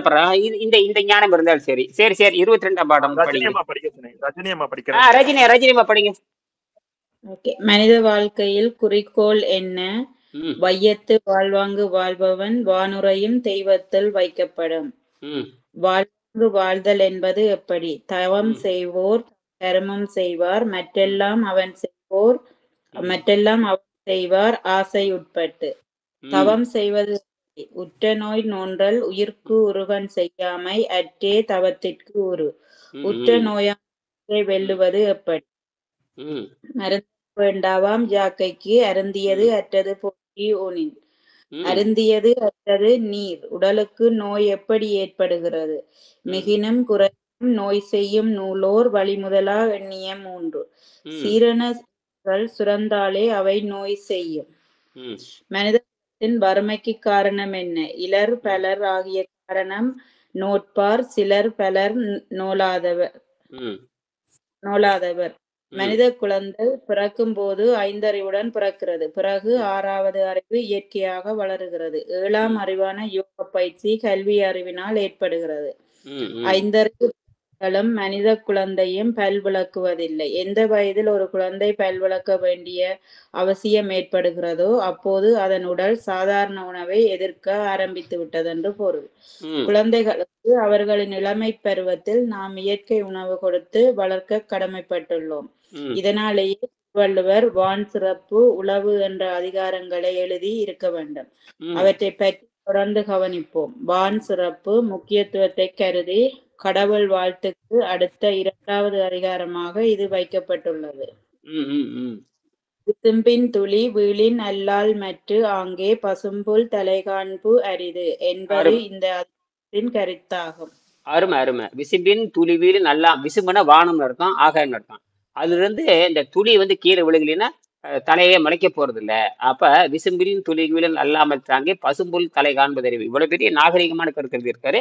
அப்ப விவசாயம் எப்படி அப்ப மானாவாரி விவசாயம் எப்படி செய்ய வேண்டும் என்பதை சொல்லியிருக்காரு. இப்ப நான் கூட என்னுடைய இந்த தமிழர் வேளாண்மைன்னு சொல்லிட்டு நான் பண்ணி பார்த்தேன். 1,00,000 செலவு. என்னால ஒன்றும் தாக்கு பிடிக்க முடியல. அப்படியே கிடப்புல போட்டேன். ஆனால் இங்க காற்று தான் அடிப்படையா இருக்குது. காற்றும் தண்ணீர் தேவை கூட இங்க கிடையாது. இப்ப தண்ணி இன்னைக்கு பாத்தீங்கன்னா தண்ணீர் தேவை எனக்கு ரொம்ப குறைவு. இன்னைக்கு நான் வீட்டிலேயே இருக்கறனால வீட்டுல தான் இருக்கேன், எங்கேயுமே போகாத. தண்ணீர் தேவை ரொம்ப ரொம்ப குறைவாக இருக்கிறது. ஏன்னா கழிவுகள் அற்ற தேகத்தில் தண்ணீர் தேவை ரொம்ப குறைவாக இருக்கும். ஏன்னா தண்ணீர் என்பது உராய்வை குறைப்பதற்கும் கழிவை வெளியேற்றுவதற்கும் எண்ணெய் போடுவதை போல. ஏன்னா நமக்கு தேவை நைட்ரஜன் புரோட்டீனா மாறுது. நான் எவ்வளவுதான் இருட்டில் உட்கார்ந்தாலும் எனக்கு வந்து எங்கிட்ட வந்து வெளியே இருக்கிற காமா ரேடியேஷன் இழுத்துக்கும். என்னது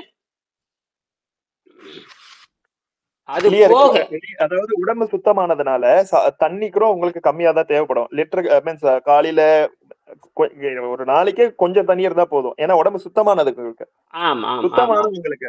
அதுதான் அதுல மெயின் பாயிண்ட். ஏன்னா இங்க ஏன்னா உங்களுக்கு அமைதியான நிலையில் தண்ணீர் தேவைப்படாது. அமைதியான நிலையில் எங்கேயும் அலசில் இருக்க அமைதியா உட்கார்ந்து இருக்கிறீங்க. அமைதியாக உட்கார்ந்து இருக்கிற நிலையில் வந்து தேய்மானம் ரொம்ப குறைவு, பசி தாக்கும் கட்டுப்பாட்டு இருக்கிறப்போ உணவு தேவை ரொம்ப குறைவா இருக்குது. அப்ப இயற்கை சக்தி அது மட்டும் இல்ல, நம்ம உடம்புல வேக்கம் இருக்கிறதுனால அது எனர்ஜி கிரியேட் பண்ணிக்கிட்டே இருக்கும். என்னது நல்லா புரிஞ்சுக்கணும். நம்ம உடம்பே வந்து பிளாக் ஹோல். உங்களுக்கு யாராவது தெரியுமான்னு பாருங்க. நம்ம ஹியூமன் பாடிஸே like a black hole. Human body like என்னது பிளாக் ஹோல் சொல்லலாம். ஏன்னா நம்ம உடம்புல எல்லாமே இருட்டு தான். நம்ம உடம்புக்குள்ள எல்லாமே என்னது, உடம்புக்குள்ள எங்கேயும் வெளிச்சமே கிடையாது. உடம்புக்குள்ள எங்கேயுமே. அதனால என்ன பண்ணா எம்ஆர்ஐ ஸ்கேன் வச்சு பார்க்க ஆரம்பிச்சாங்க. எம்ஆர்ஐ ஸ்கேன் மட்டும்தான் அந்த ஒய்ஃபி அந்த மேக்னெட்டிக் ரேடியேஷன் வச்சுதான் உடம்பை பார்க்க முடியும். வெறும் லைட் அடிச்சால ஒன்றும் பார்க்க முடியாது. புரியுதா? இருட்டு சதை எதுவும் கண்டுபிடிக்க முடியாது. அதனால உடம்புங்கிறது என்ன, ஒரு வகையான உள்ள அதுக்கு உதாரணம் என்ன பாத்தீங்கன்னா, இந்த வயிறு இருக்கு இல்லையா, வயிற்றுல வந்து வயிறு இருட்டா தான் இருக்கும். ஏன்னா அங்க காற்றோட்டம் கிடையாது, வெளிச்சம் கிடையாது. காற்றோட்டம் கிடையாது, வெளிச்சம் கிடையாது. போடுகின்ற அத்தனை பொருளுமே அழுகி போய்விடும். அதுக்கு அழுகி போச்சுனாவே அது அழுகி போச்சு கெட்டு போச்சுன்னு சொல்லுவாங்க. அதுக்கு பேர் ஆங்கிலத்துல ஃபெர்மெண்டேஷன் சொல்லுவாங்க. அவ்வளவுதான் முடிஞ்சு போச்சு. சரியா? அப்ப நாம வயிற்றுக்கு போடுகின்ற பொருள் என்னவா மாறுன்னு கேட்டீங்கன்னா, அந்த சாராயமா மாறுகின்ற பொழுது போதைப் பொருளாக மாறி விடுகிறது. இங்கதான் விவரமா எல்லா விஞ்ஞானிகளும் ஏமாந்துட்டாங்க. எங்க ஏமாந்துட்டான, சுவாசத்தின் வழியாக போகும் பொழுது நம்ம நுரையீரல் வந்து எதை அடிப்படையாக கொண்டது? நுரையீரல் சுவாசம் எங்க இருந்து வருது? காத்துல இருந்து எடுத்துக்குது. காத்துல நைட்ரஜன் இருக்குது, காத்துல ஆக்சிஜன் இருக்குது. சரியா? அப்ப இங்க ஆக்சிஜன் உள்ள போகுது, நைட்ரஜன் உள்ள போயிட்டு வருது. அப்ப இது ஆக்சிடேஷன் அடிப்படையாக கொண்டது. நம்ம வேணும்னா மூச்சை நிறுத்தலாம், வேணும்னா மூச்சை கூட்டலாம், வாழ்க்கையை நீட்டலாம், வாழ்க்கையை குறைக்கலாம். அதெல்லாம் பயிற்சி இருக்கு. ஆனா வயிற்றுக்குள்ள போடுகிறப்ப என்ன கேட்டா உடம்பே அழுகி போய் விடுகிறது. என்னது? நீங்க எங்க போய் நீங்க போனாலும் உடம்பை கெடுக்கக்கூடிய உணவைத்தான். உண்மையால அன்பு உங்க மேல இருந்தா உங்களுக்கு தண்ணீரோடு நிறுத்திக்கணும். என்னது? வாங்க தண்ணி சாப்பிடுங்க, வணக்கம், திரும்பி வந்துட்டு அது உண்மையான அறிவாளின்னு இருக்கும். அறிவாளிகள் தண்ணீரை தவிர எதுவும் கொடுக்க கூடாது. அறிவாளிகள் இப்ப எங்க வீட்டுக்கு வந்தீங்கன்னா தண்ணி தான் கொடுப்பேன். இப்ப எங்க வீட்டுக்கு நீங்க யாராவது வந்தீங்கன்னா தண்ணி கொடுத்து. தமிழர் மாண்பாவே அதுதாங்க. யாரு வீட்டுக்கு யாரு வந்தாலும் முதல்ல தண்ணி தான் கொடுப்பாங்க இல்லையா? அதுதான் தமிழர் மரபாவே இருந்தது.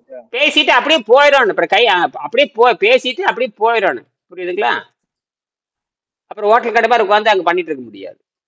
ஆனால் என்ன போச்சு, தப்பா போயிடுச்சு. என்னது? தப்பா போயிடுச்சு. அதே ஒன்றும் பண்ண முடியாது. அதனாலதான் என்ன சொல்றாங்கன்னா, அதனாலதான் எங்கே நீங்க போகக்கூடாதுங்கிறனால. போனீங்கன்னா நீங்க மாட்டிக்குவீங்க. அல்லது போகீங்க அறிந்து போக வேண்டும். இல்லைன்னா உங்களுக்கு புகழ் வருமாயின் போங்க, இல்லைன்னு போகாதீங்க. உங்களுக்கு கேவலம் வருமா இடத்துக்கு போகவே கூடாது. என்னது?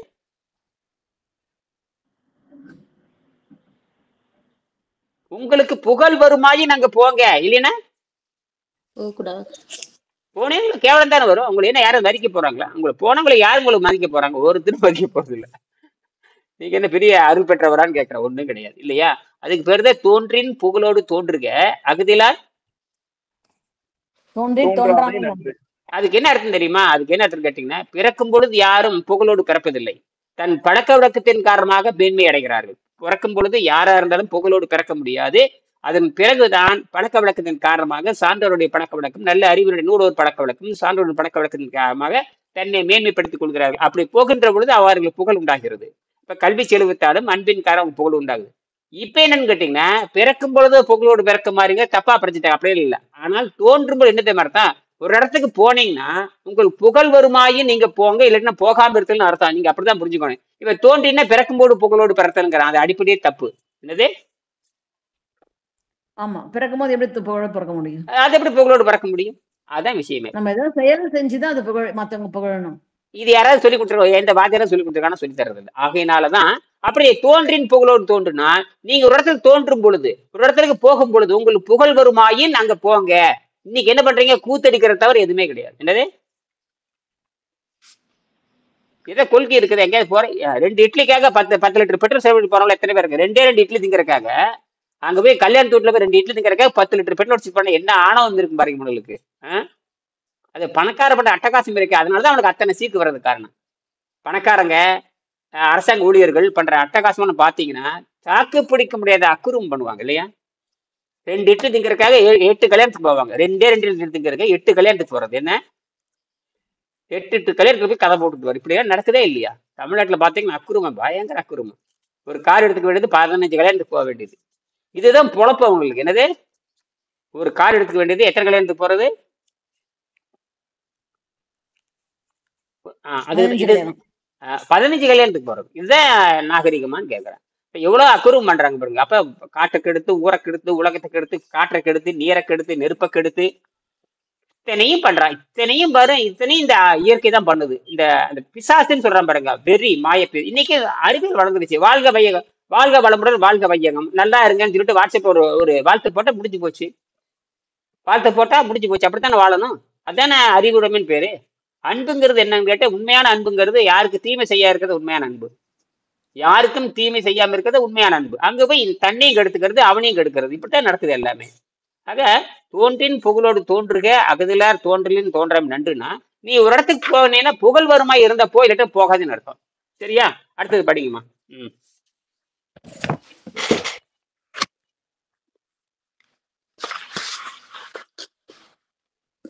தொடிப்பொழுதி தொடுப்பொழுதி கக்ஸா உனக்கின் பிடித்தது வேண்டாது சாலப்படும். அதாவது தொடிப்பொழுதி கக்ஸா உனக்கினா, அந்த கக்ஸானா ஒரு வகையான எடைன்னு அர்த்தம். ஒரு கக்ஸான கட்டி, ஒரு எடை கெட்டியா இருக்கிற பொருள் அர்த்தம். அதை தூள் மாதிரி உடைச்சி புழுதி பறக்க உழவு ஓட்டப்பட்டிருக்க வேண்டும் என்று சொல்லுகிறார். இது மாணவர்கள் சொல்லுவாங்க. இந்த கக்ஸா அப்படின்னா அந்த காலத்து காலத்துல ஒரு எடைன்னு பேரு. 1 பழம், 2 பழம், 1 பவுண்டு, 2 பவுண்டுன்னு சொல்ற மாதிரி அந்த காலத்தில் சிறு கட்டிக்கு பேரு கக்ஸான்னு சொல்லுவாங்க. அந்த காலத்துல 2000 ஆண்டுக்கு முன்னாடி, 3000 ஆண்டுக்கு முன்னாடி அதெல்லாம் வந்து கலஞ்சு அப்படின்னு சொல்லுவாங்க. அந்த மாதிரி அந்த பெருங்கட்டிகள் நெத்தியில சொல்லுவாங்க. அந்த அந்த மண்ணு வந்து திருநீர் மாதிரி இருக்கணும். அந்த அளவுக்கு புழுதி பறக்க உடைக்கப்பட்டிருக்க வேண்டும்.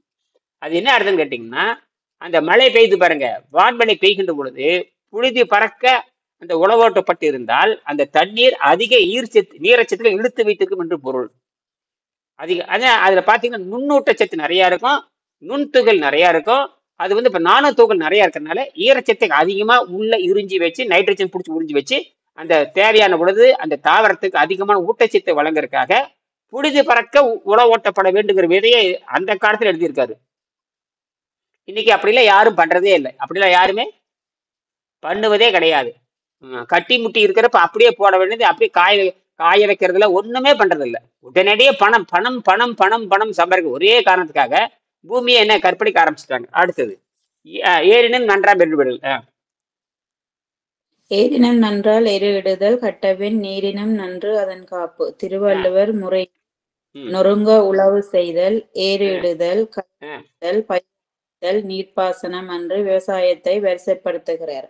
பெய்த மழையை நிலத்தில் இருக்க வைக்கும் சக்தி நன்றாக உழப்பட்ட வயலில் மட்டுமே உண்டு.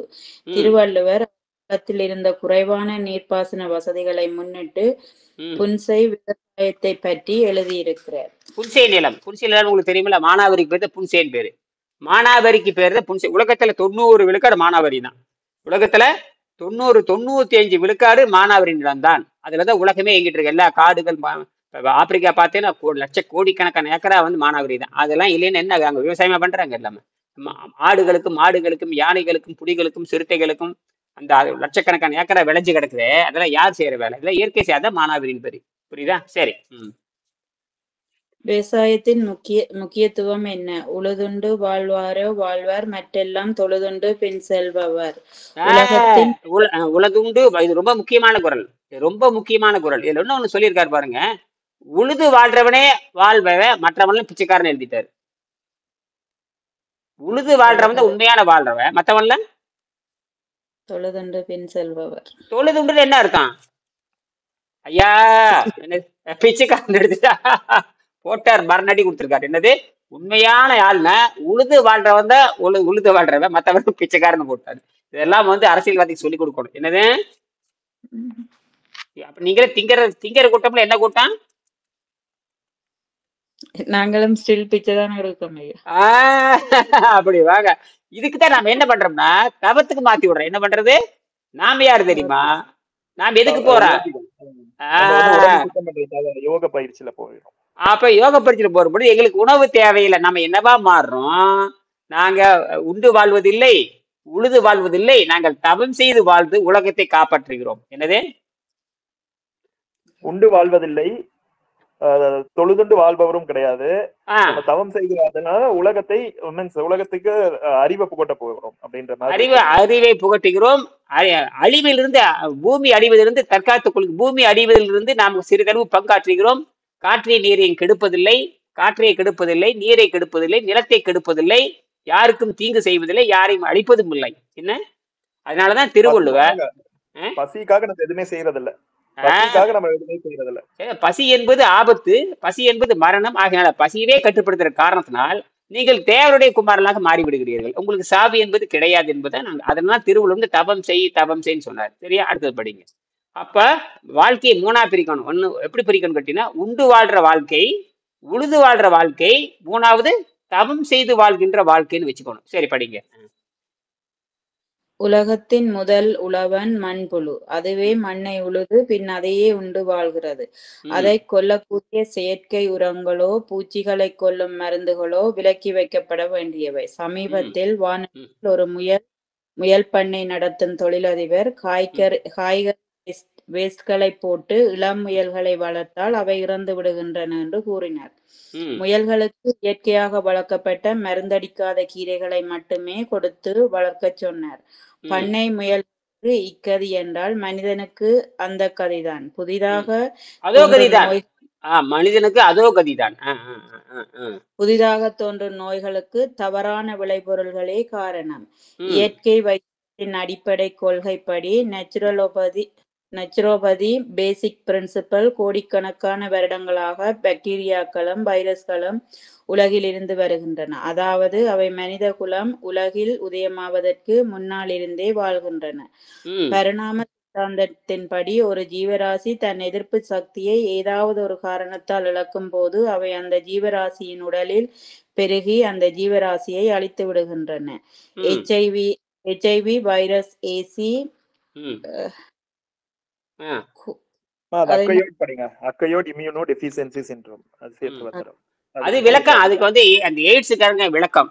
சரி, அக்வயர்டு டெஃபிஷியன்சி சிண்ட்ரம். சரியா? சரி சரி, அப்புறம் சரி. எய்ட்ஸ் மூலமாக மேலெழுந்து மனித இனத்தை கொல்கிறது. கடந்த நூற்றாண்டுகள் இயற்கை வாழ்வையும் இயற்கை உணவையும் இழந்து விட்டோம். பரிணாம உணர்ந்து மனித இனம் செயல்படாவிட்டால் இயற்கையிடமிருந்து இரக்கத்தை மனித இனம் எதிர்பார்க்க முடியாது. பண்புடைய உண்டு உலகம், அது இன்றேல் மண்புக்கு மாய்வது மண். மூடி வச்சிருங்க, ஒரு 10 நிமிஷம் பேசுங்க. ரைட், இதை பத்தி விவாதம் பண்ணுங்க. அப்படி கவனிக்கிறேன். தொடங்குங்க.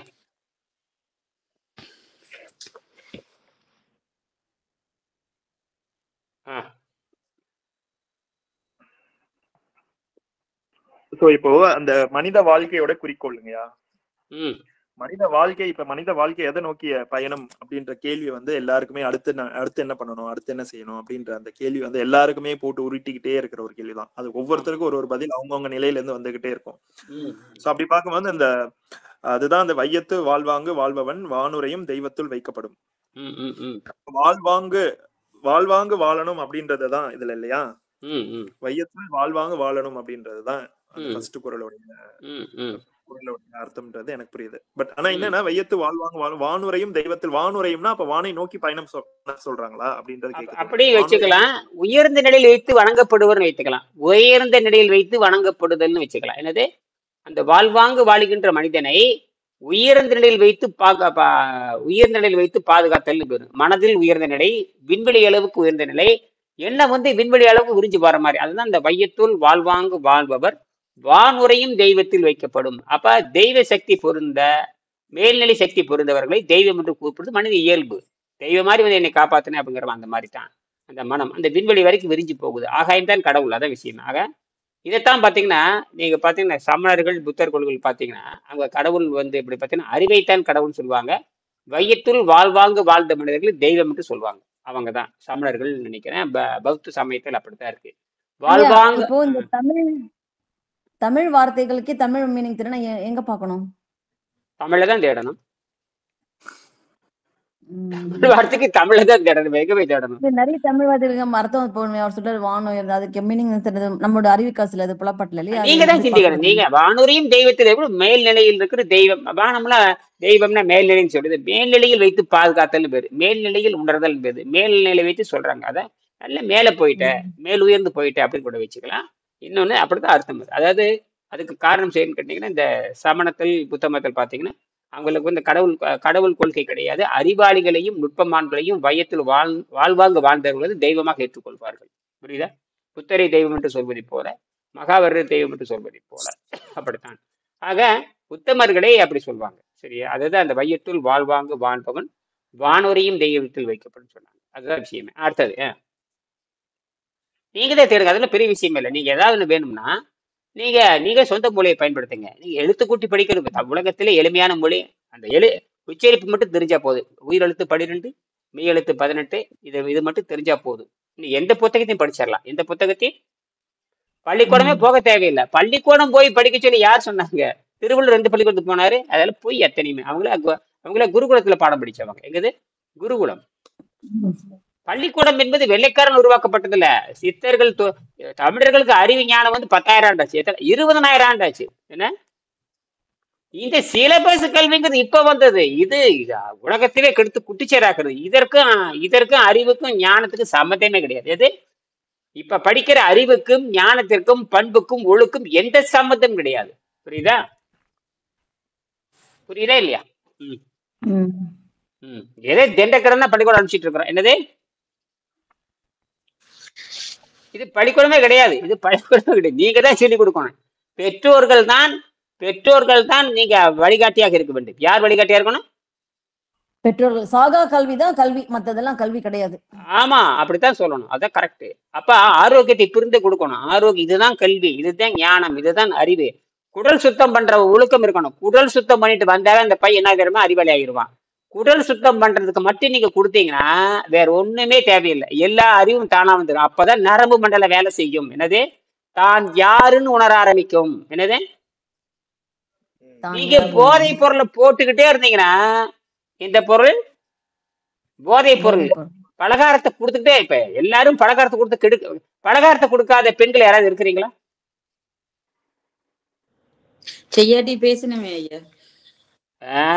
நேத்து கூட பேசணும். பலகாரத்தை கொடுத்தீங்கன்னா மூளை வேலை செய்யாது. அவ்வளவு ஒழுக்கமானவனே இருக்க முடியும். சாராயத்தை அது முழுக்க எத்தனை நாள் தானே. அப்ப வெறும் வேக வைத்த காய்கறிகளும் கனிகளையும் கீரையும் இதை மட்டுமே கொடுத்துட்டு அந்த உடம்ப 18 வயசு வரைக்கும் 17 வயசு வரைக்கும் அப்படியே 15 வயசு வரைக்கும் அவ்வளவுதான். அதுக்கப்புறம் நோன்பாளியா மாறிடும். அதுக்கப்புறம் அந்த உணவு அந்த குடல் சுத்தமா இருக்குல்ல. இந்த வயிற்றுல இருக்கிற பாக்டீரியாக்கும் மூளைக்கும் டைரக்ட் சம்பந்தம் இருக்காங்க. ஆமா ஆமா. இறப்பை என்பது இறப்பையும் பெருங்குடல் நேரடிய மூளைன்னு இப்ப சொல்றானுங்க. நேரடிய இன்னொரு மூளைங்கிறான். என்னது இன்னொரு மூளைங்கிறான். இப்ப வருது. லேட்டா தான் வர்றானுங்க. என்ன பண்றது? நாம எப்பவும் முந்திட்டு நாம சுத்தப்படுத்துறோம் இல்ல. சுத்தப்படுத்த நமக்கு 4-5 மூளை வந்துருது. நமக்கு வயிறு சுத்தப்படுத்துற ஒரு மூளை, இங்க ஒரு மூளை இருக்குது. நமக்கு கோடிக்கணக்கான மூளை இருக்கு. தெரியுமா உங்களுக்கு? நம்ம உடம்பே மூளைதான். நம்ம உடம்புல டிஎன்ஏ இருக்கு இல்லையா? டிஎன்ஏ என்னங்கிறது மூளை. டிஎன்ஏ என்பது கோடிக்கணக்கான ஆண்டுகளுக்கு முன்பாக இயற்கை படைத்த மைக்ரோசிப். அது என்னது மைக்ரோசிப்? அதுல என்ன எல்லாமே இருக்கு, எல்லா தகவலும் இருக்குது, எல்லா தகவலும் கொடுத்து வச்சாச்சு. ஒரு ஒரு அது ஆன் ஆஃப் பண்ணி வச்சிடும். நீங்க வந்து பார்த்தீங்கன்னா பல கோடி தகவலை போட்டுருக்கோம். அது போக டிசைன் பண்ணிட்டே இருக்கும். ஆர்டிபிஷியல் டிசைன் பண்ணணும்.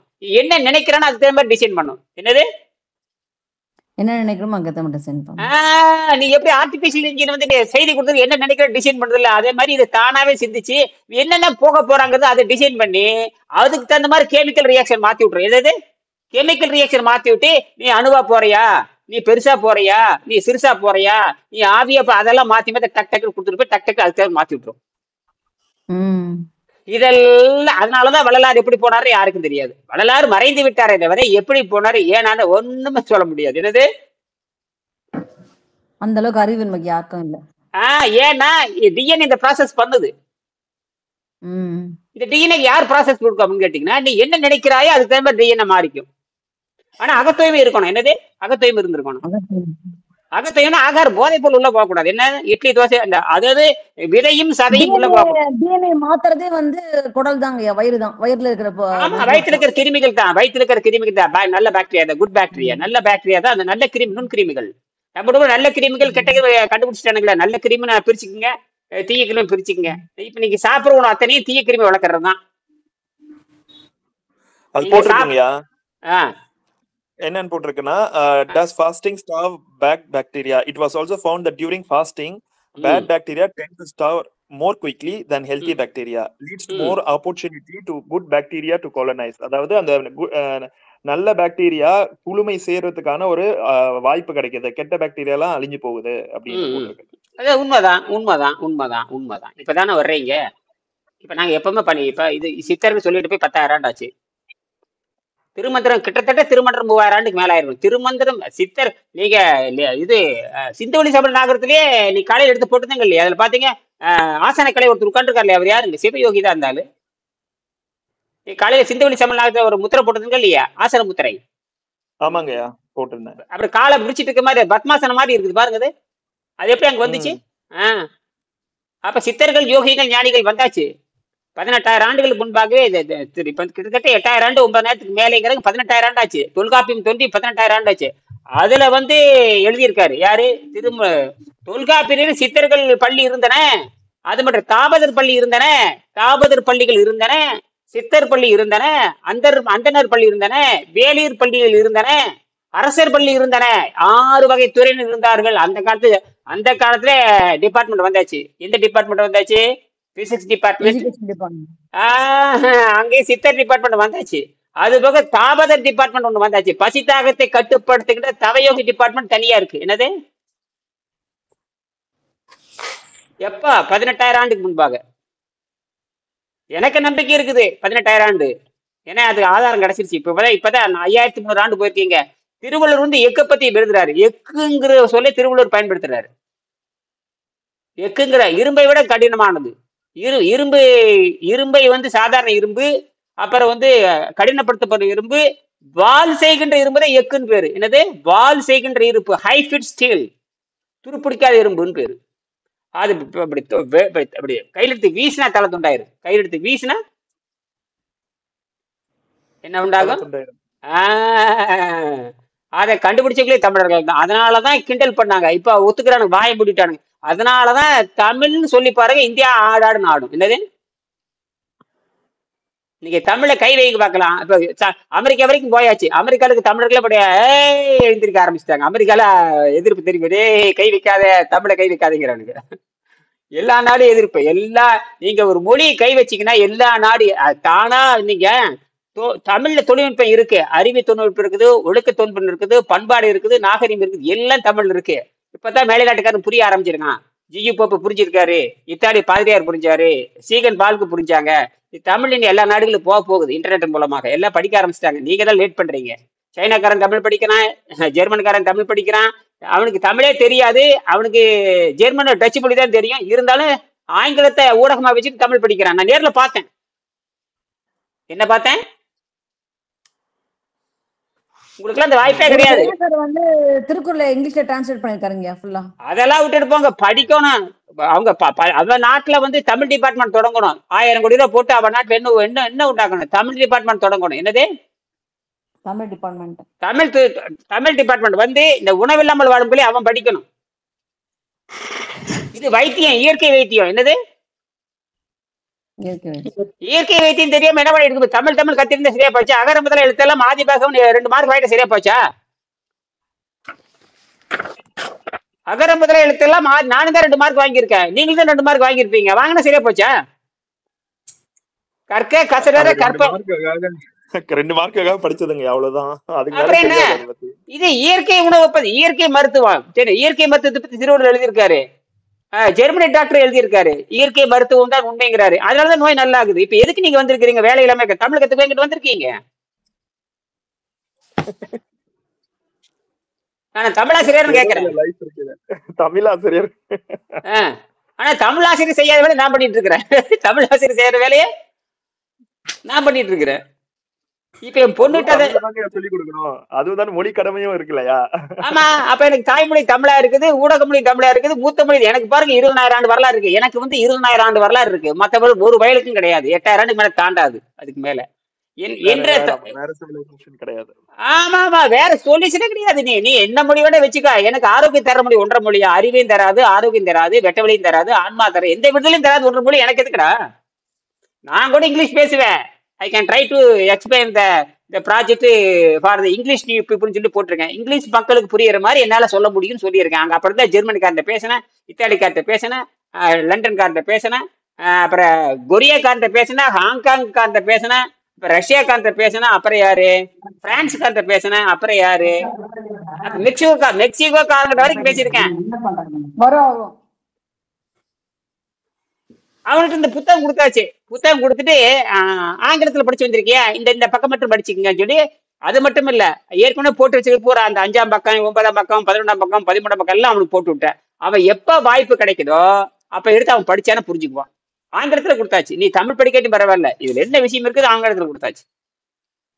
அப்ப நாம என்ன பண்ணோம்னா நம்ம வேலை இதுதான். அதனால வெறுமனே தமிழ் பேசுறதுனாலையும் 1330 திருக்குறளை ஒப்பிக்கிறதுனாலையும் பிரயோஜனம் இல்லை. என்னது? சரி, கம்பேர் ஸ்டடி பண்ணிட்டு கிராஸ் ஸ்டடி பண்ணிட்டு அதை ரிசர்ச் பண்ணி முதல்ல நோயற்ற வாழ்வுக்கு வழி என்ன? நோயற்ற வாழ்வே குறைவற்ற செல்வம். எந்த மொழி படிச்சா நோயற்ற வாழ்வே குறைவற்ற செல்வம் கிடைக்கும்? அதுக்கு முதல் சொல்லுங்க. தமிழ் மொழி. ஏன்னா இப்பதான் கண்டுபிடிச்சு இப்பதான் இப்ப வந்து 30 வருஷம் தான் ஆச்சு. இப்ப வந்து இது 30 வருஷம் தான் ஆச்சுங்க. தமிழ் தோன்றி 20,000 ஆண்டு ஆச்சு. தமிழ் தோன்றி 20,000 ஆண்டு ஆச்சு. பிரணவ வேதம் தோன்றி 20,000 ஆச்சு. மையன் தோன்றி 20,000 ஆச்சு. பிரணவ வேதம் ஐந்திர வல்லமை தோன்றி 18,000 ஆச்சு. அகத்தியம் வந்து 18,000, தொல்காப்பியம் 18,000, அப்படியே மண்ணூல் வருது. அப்புறம் அப்படியே வள்ளலார் வரைக்கும் வருது. வள்ளலார் மிகப்பெரிய இலக்கணவாதி. வள்ளலார்கிட்ட யாரும் இலக்கணம் பேசிட முடியாது. அவளை பிச்சை எடுத்துருவாரு. அவ்வளவு சாதாரண கிடையாது வள்ளலார். புரியுதா? எல்லா தமிழ்வாதிகளும் பிச்சை எடுக்கணும். யார்ட்டு போய்? விளையாட்டு பிச்சை எடுக்கணும். ஒண்ணு நாட்ட முடியாது. அவரு ஸ்கூலே போனது இல்ல. அவரும் வந்து இப்ப ஸ்கூலுக்கே போனது இல்ல. ஏன் அறிவின் வடிவத்தை போய் என்ன பேசுவீங்க நீங்க? அறிவின் வடிவம் அவ்வளவுதான். அறிவின் வடிவம் வாளறிவன். அவங்கள யாரு? வாளறிவன். என்னது? சிங்குலாரிட்டி. அவங்கள சிங்குலாரிட்டி. நேர விண்வெளி கான்செப்ட். அவங்க பூரா வெட்டவெளி பத்தி பேசுறவங்க, பால்வெளி பத்தி பேசுறவங்க, அங்கிருந்து வர்றாளுங்க. அவங்க எல்லாம் அம்மா வயிற்றுல சும்மா அது எப்படி போஸ்ட்மேன் மாதிரி வந்துட்டு போறது? என்னது?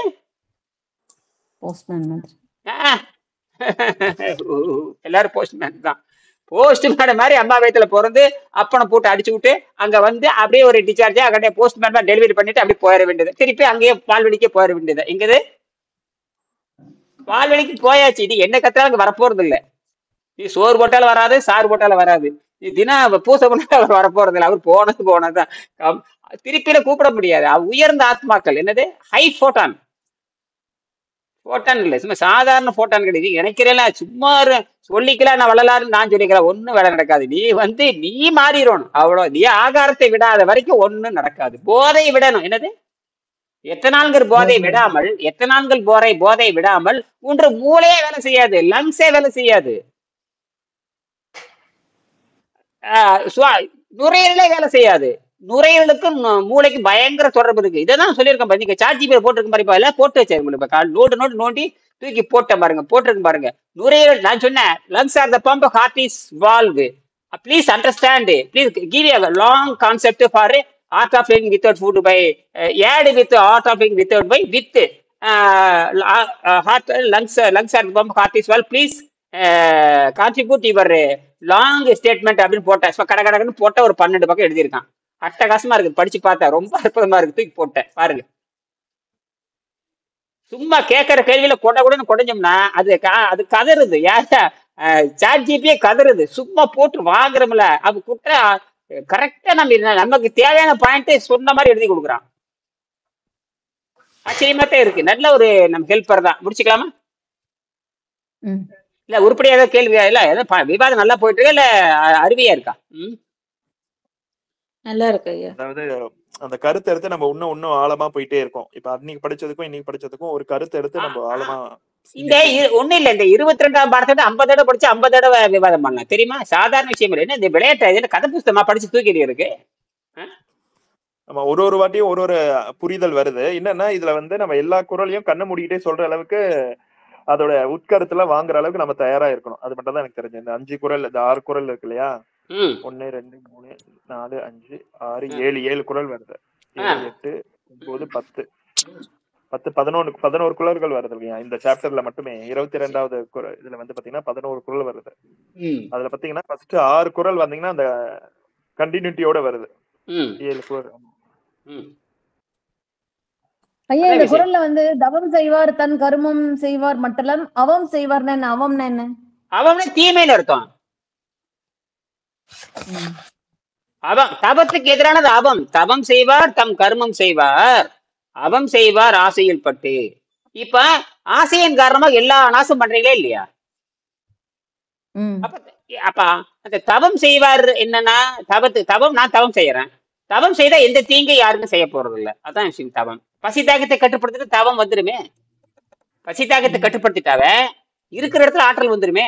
எல்லா எனர்ஜியும் வந்துருது உள்ள. பசி தாகத்தை கட்டுப்படுத்திட்டாவ எல்லா எனர்ஜியும் வந்துருது, எல்லா அறிவும் தானா வந்துடும். அதனாலதான் அவன் சொல்றான் பசியோடு இருக்கும் பொழுதுதான் அந்த பசி. அதனாலதான் வள்ளலார் பசியோடு இருந்தா வெறு வயிறோடு இருந்தா அவர் சொன்னார்.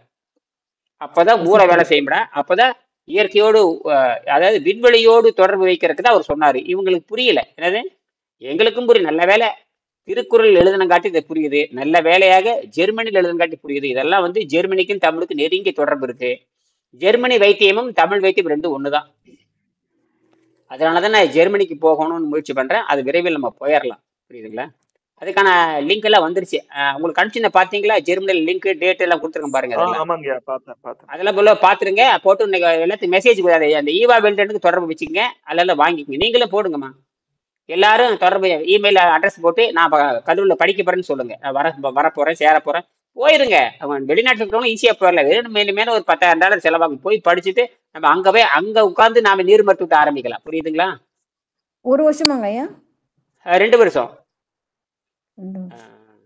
நீங்க என்ன அரசு ஊழியராமா? நீங்க என்ன இருக்கிறீங்க சந்திரா? நான் ஒண்ணும் பண்ணலையா. இல்ல உங்க குடும்ப தலைவர் என்ன பொறுப்புல இருக்கிறீங்க? என்ன வருமானம், என்ன பொறுப்பு? காலேஜ் ஹெச்ஓடி இருக்காரு, இன்ஜினியரிங் காலேஜ்ல. சரி நல்லது. அரசா தனியார் கல்லூரியா? தனியார் கல்லூரி. சரி பரவாயில்ல. இருக்கு அதுல. சரி அதனால போய் படிங்க. போய் படிச்சீங்கன்னா தான். ஏன்னா அவன் ஆங்கிலத்தில் தமிழ் சொல்லி கொடுக்குறான். அதுவும் தப்பு கிடையாது. நாம் போய்தான் சரி செய்ய வேண்டும். நமக்கு மிகப்பெரிய கடமை இருக்கிறது. புரியுதா?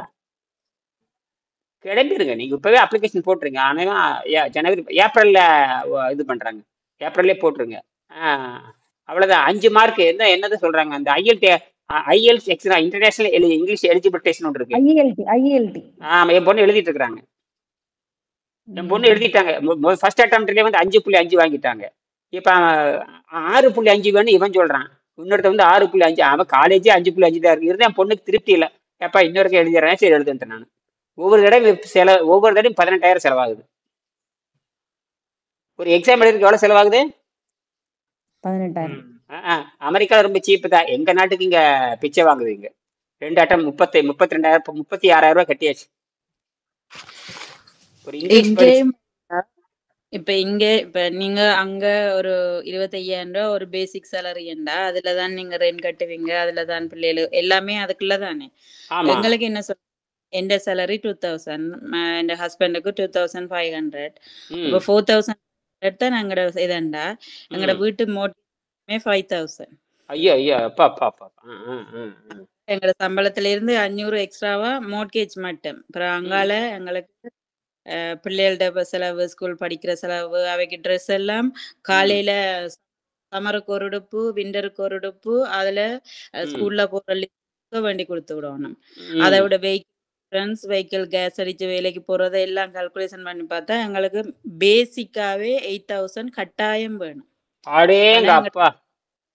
எங்களோட salary அப்படிதாங்க ஒரு ஃபேமிலியா இருக்கணும். அப்படி இந்தியா மட்டும்தாங்க குறைவு. ஃபேமிலியா இங்க எல்லாம் இருந்தாங்கன்னு நினைச்சுக்கோங்களேன், அவங்களுக்கே வந்து பாத்தீங்கன்னா வீடு வாடகை இப்ப அம்மா சொல்ற மாதிரி தான் எகிரிடும். எகிரிடும் எங்கேயோ போயிடும். மகளை இங்க அனுப்பி படிக்க வைக்க போறீங்கண்டா மகள் வந்து படிக்கிற வீடு ரெண்ட் கட்டுறதும் தன் சாப்பாட்டு செலவு தான் உழைக்கலாம். இங்கதான் அங்கே இருந்து அனுப்பணும் காலேஜ் செலவு எல்லாமே.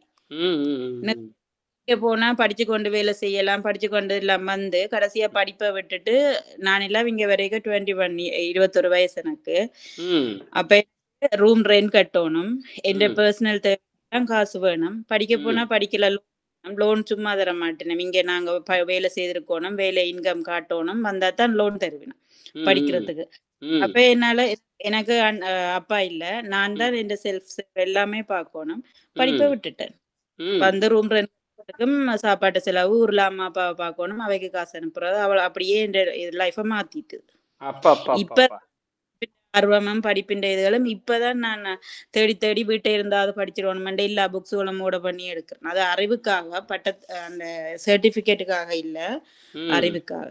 அது உங்களுக்கு வந்துரும். எப்ப நீங்க இதை திருப்பிட்டீங்களே, அதனால நீங்க தைரியமா இதை படிச்சு நீங்க மிகப்பெரிய அறிவாளி ஆகலாம். ஆரோக்கியத்துல அறிவாளி ஆயிட்டீங்கன்னா நீங்க சொல்றதா சட்டம். இப்ப எப்படி நான் சொல்றது நீங்க கேக்குறீங்க இல்லையா, அது உணருங்காலம் மறத்தான் போகுது. அதனாலதான் நன்கு படித்து இந்த பசிதாகத்தை கட்டுப்படுத்தி காமிச்சிங்கன்னா இது சாதாரண விஷயம் இல்லை. இது உலகம் ஒத்துக்கின்ற காலம் நெருங்கிருச்சு. அதுக்குத்தான் நான் என்ன பண்றேன்னா, நம்ம எல்லா ஆர்என்டிக்கும் இந்த புத்தகத்தை அனுப்புங்க. எல்லா ஆர்என்டிக்கும் ஒரு ரெஜிஸ்டர் தபால் அனுப்பிச்சிருங்க, ஒரு கூறியில் அனுப்பிச்சிருங்க. அவன் படிக்கட்டும், அவன் டிரான்ஸ்லேட் பண்ணிடுமா. அதுல கடிதம் லெட்டர் வச்சு அனுப்புங்க. இது எவல்யூஷன் சயின்ஸு, குவாண்டம் பயாலஜி இந்த மாதிரி இருக்கு, இதை படிச்சா தான் இந்த இயற்கை தத்துவம் அப்படின்னு சொல்லி எல்லாத்துக்கும் கடிதம் எழுதுங்க. நான் மட்டும் இந்த 10 பேத்துக்குங்க கட்டுரை வச்சு கடிதம் வச்சு கையெழுத்து போட்டு சீல் வாங்கி இங்கிருந்து வாங்கிட்டு போய் எத்தனை பேத்துக்கு கொடுத்தேன். என் பொண்ணு மட்டும் 6 பக்கம் கடிதம் எழுதியிருக்காங்க. 6 பக்கம் கடிதம் எழுதி அவருக்கு அந்த சேவியர் கொடுத்தேன். அவர் தான் செம்மொழி 10 லட்ச ரூபா தமிழக அரசுல 10 லட்ச ரூபா இது பரிசு தொகை வாங்கினாரு செம்மொழிக்காக 2022. அவர்கிட்ட கொடுத்து பேசினேன், என்னால பசியை கட்டுப்படுத்த முடியாது அப்படின்னாரு. உங்களை யாரையே பசி தாகத்தை கட்டுப்படுத்த சொல்றாங்க, முதல்ல புத்தகத்தை படியான்னு சொல்லி கொடுத்தேன். பார்த்தோன்னே என்ன தமிழர் நோன்பும் மாண்புன்னு போட்டிருக்கேன். ஆமா, என் பொண்ணு எழுதுனது 6 பக்கம் கட்டு படிங்க அப்படின்னு. புரியுது அழகா தமிழ் பேசுறாரு. மற்ற யாருமே தமிழ் பேசல, மற்றவங்க தமிழ் கத்துக்கிட்டு இருக்கிறாங்க. இவர் தேவார திருவாசகத்தை தமிழ்ல மொழிபெயர்த்திருக்காரு. இப்ப இதுக்கு அவர் தேவார திருவாசகம் தமிழ்ல மொழிபெயர்க்க அப்புறம் எவ்வளவு அறிவு இருக்கணும். அவர் மொழியில ஜெர்மன் மொழியில மொழிபெயர்த்திருக்காரு. தேவார திருவாசகத்தை ஜெர்மன் மொழியில் மொழிபெயர்த்திருக்காரு. தொல்காப்பிய தெரியும், கைது இருக்கும், 80-82 இருக்கும். அவருக்கு இந்த புத்தகத்தை கையில் கொடுத்து படிக்க சொன்னேன். வீடியோல இருந்து பாத்தீங்களா எல்லாமே, அதுதான் விஷயமே.